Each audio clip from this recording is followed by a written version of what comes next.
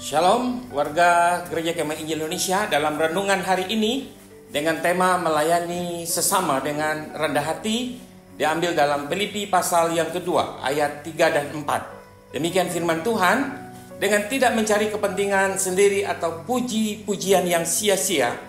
Sebaliknya hendaklah dengan rendah hati yang seorang menganggap yang lain lebih utama daripada dirinya sendiri. Dan janganlah tiap-tiap orang hanya memperhatikan kepentingannya sendiri, tetapi kepentingan orang lain juga.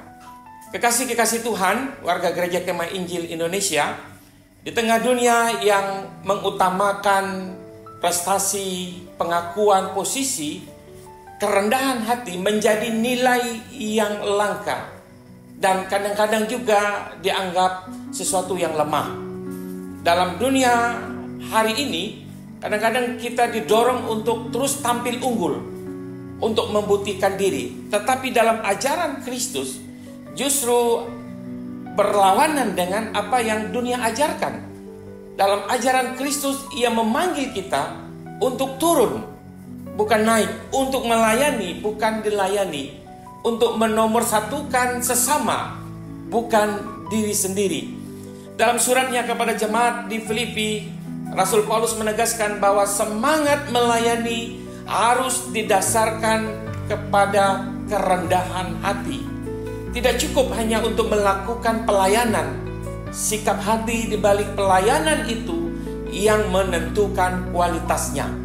Renungan kita pada pagi hari ini akan melihat hal-hal yang menjadi aspek utama di dalam melayani dengan rendah hati. Yang pertama adalah menanggalkan kepentingan diri.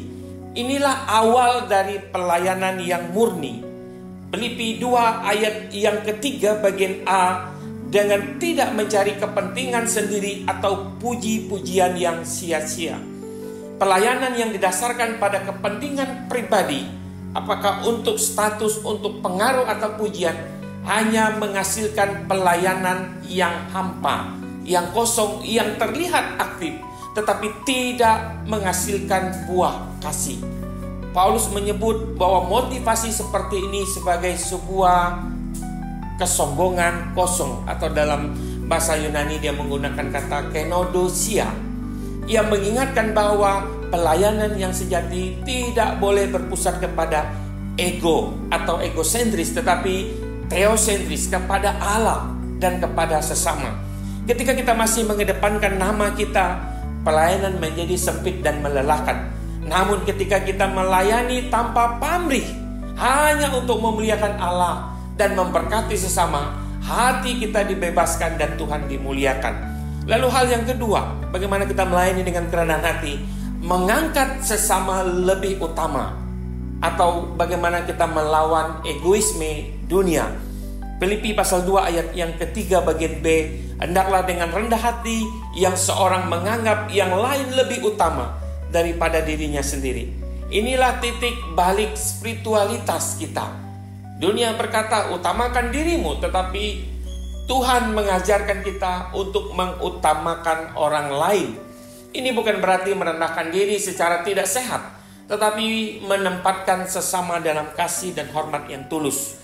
Dalam bahasa Yunani ada frasa menganggap yang lain lebih utama, mengandung arti menilai orang lain dengan hormat dan menghargai mereka seperti kita menghargai Kristus sendiri. Kerendahan hati bukanlah sesuatu yang menjadi hal yang harus kita tingkatkan. Kekasih-kekasih Tuhan, jadi Carl Lewis mengatakan bahwa kerendahan hati bukan berarti merasa lebih rendah dari orang lain, tetapi berhenti memikirkan tentang diri sendiri secara berlebihan. Ini adalah kekuatan, bukan kelemahan. Hal yang ketiga, menghidupi kasih dalam perhatian aktif terhadap orang lain. Filipi pasal 2 ayat 4, janganlah tiap-tiap orang hanya memperhatikan kepentingannya sendiri, tetapi kepentingan orang lain juga. Kerendahan hati tidak cukup hanya dalam pikiran dan sikap, ia harus diwujudkan dalam tindakan kasih yang konkret. Paulus mendorong jemaat Filipi untuk proaktif, untuk memperhatikan kebutuhan orang lain. ini menuntut adanya sebuah kepekaan sosial dan empati rohani. Pelayanan yang berakar dalam kasih tidak pernah sibuk membandingkan atau menghitung untung atau rugi. Ia rela membagikan waktu, sumber daya, dan energi untuk sesama. Dalam perhatian yang tulus, kasih Kristus dinyatakan. Itulah bentuk pelayanan yang paling indah karena dilakukan dalam keheningan hati, namun berdampak dalam kemuliaan yang kekal. Paulus tidak menyampaikan etika pelayanan, tetapi bagaimana menempatkan Kristus sebagai the role model tertinggi dalam kerendahan hati. Yesus telah mengosongkan dirinya dan mengambil rupa seorang hamba dan merendahkan dirinya. Yesus tidak hanya mengajarkan tentang melayani dengan rendah hati. Ia sendiri menjadi pelayan bagi seluruh umat manusia, bahkan rela mati di atas kayu salib. Itulah puncak kasih dan kerendahan hati yang bersatu. Ketika kita melayani seperti Kristus, kita tidak hanya memberkati sesama, tetapi juga bagaimana kita menunjukkan Injil yang hidup. Dan dari sanalah dampak pelayanan kita menjadi pelayanan yang bersifat kekal. Tuhan memberkati. Shalom.